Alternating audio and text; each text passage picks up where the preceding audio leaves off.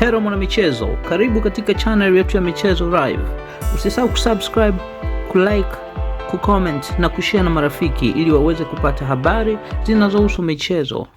Desemba 2022, mashabiki wa Yanga walishutushwa na taarifa ya ghafla. Mchezaji aliyekuwa kipenzi cha mioyo yao, injini ya kiungo Faisal Salum, aliaga na kuondoka klabuni kwa utata mkubwa. Wengi walisema ndiyo mwisho wake, wengine wakasema amepotea. Lakini leo, miaka 4 baadaye, jina la Fei Toto sio tu linatikisa Tanzania, bali ndiye mchezaji anayelipwa zaidi na kuonesha kiwango ambacho hakijawahi kuonekana. Je, alifikaje hapa? Karibu kwenye makala ya fundi wa mpira, Faisal Salum Abdallah. Safari ya Faisal haikuanzia kwenye mazulia ya kijani ya Benjamin Mkapa. Alianzia mbali, visiwani Zanzibar, sehemu ambapo kipaji kilikuwa kingi lakini fursa zilikuwa adimu. Mwaka 2017, akiwa na klabu ya JKU, Faisal alikuwa kijana mdogo mwenye ndoto kubwa. Hakuna aliyemjua bara. Changamoto za kimaisha na kukosa vifaa bora vya michezo hazikumzuia.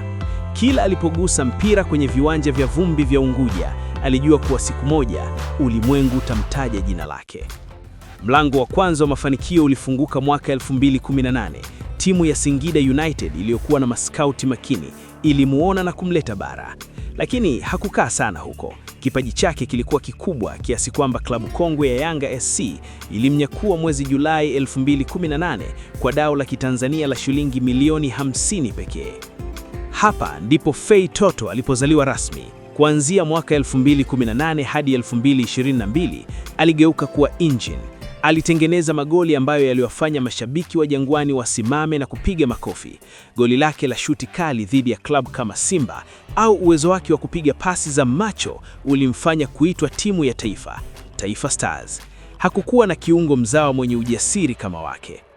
Lakini soka lina milima na mabonde. Mwaka 2023, baada ya sakata refu la mkataba lililomfanya akae nje ya uwanja kwa miezi kadhaa, Faisal alihamia Azam FC.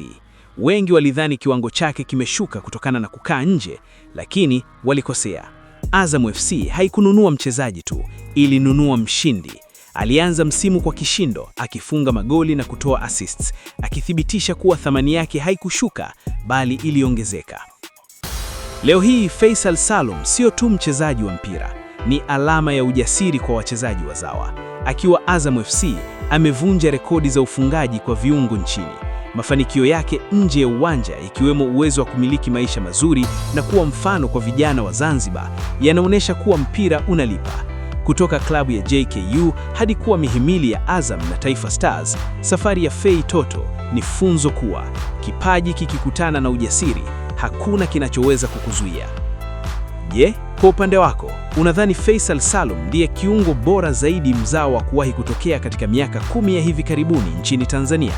Na unadhani angekuwa Simba SC leo, angepata mafanikio haya?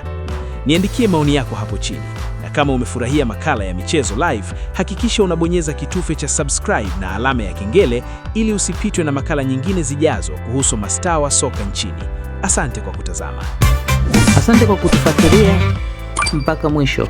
Usisahau kusubscribe na kuacha maoni yako.